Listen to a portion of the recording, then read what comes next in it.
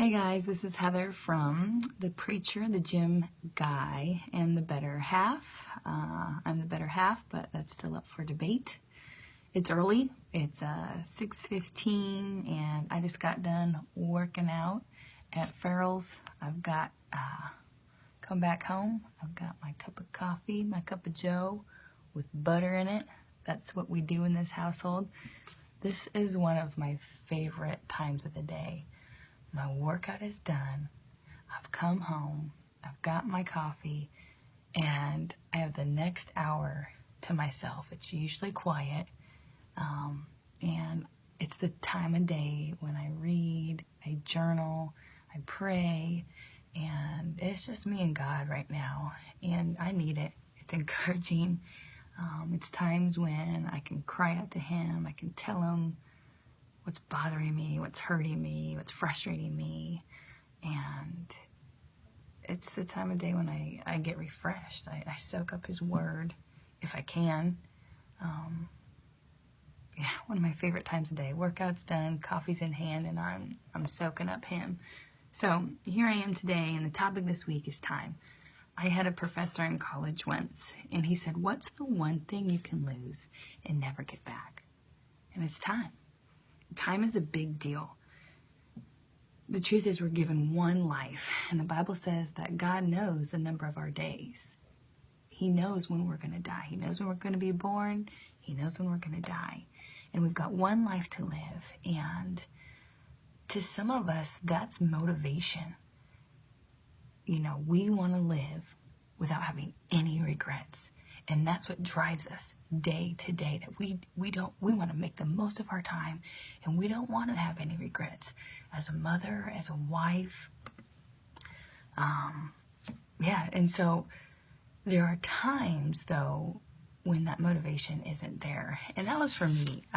Call it the February blues. I don't know what you want to call it, but this winter was hard. I didn't have that motivation. I would wake up weary, tired, exhausted, just thinking of the tasks at hand before me as a mother, as a wife, the dishes, the laundry, the cleaning.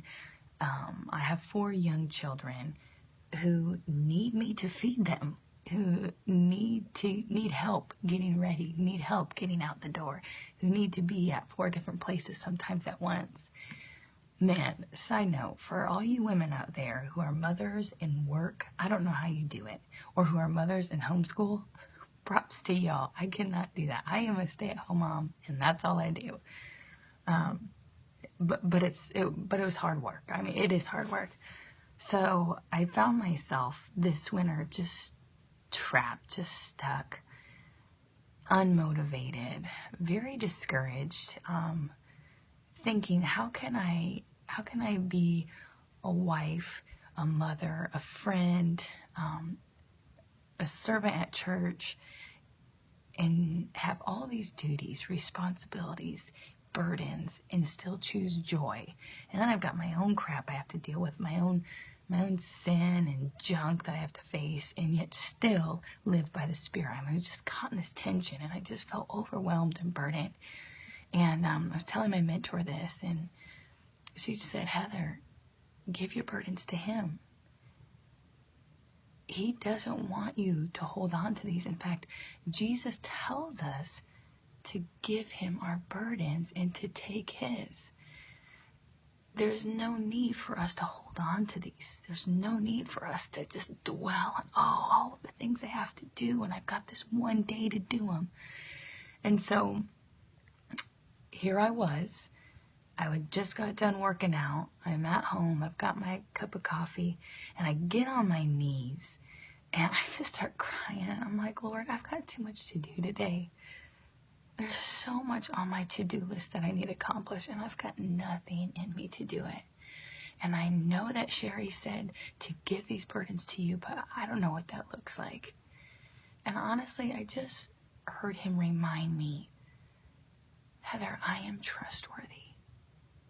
Do you trust me? Do you trust me over your to-do list? Have you forgotten that you are important to me?